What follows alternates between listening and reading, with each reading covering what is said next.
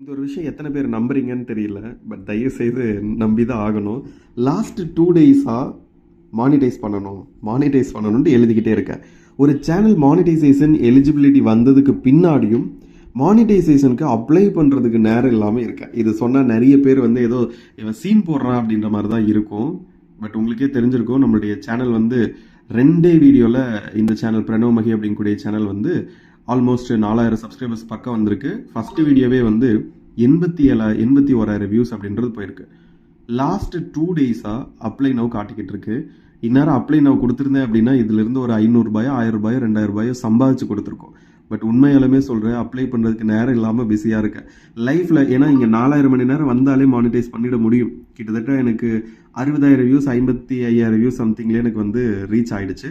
ஆனால் இன்ன வரைக்கும் நான் மானிட்டைஸ் பண்ணாமல் இருக்கேன். உண்மையாக சொல்கிறேன், லைஃப்பில் ஒரு டைம் ஆச்சும் நீங்கள் பிஸியாக இருந்துட்டீங்க அப்படின்னா கண்டிப்பாக அதுக்கு பின்னாடி நிறைய விஷயங்கள் உங்களை நோக்கி வர ஆரம்பிச்சிடும்.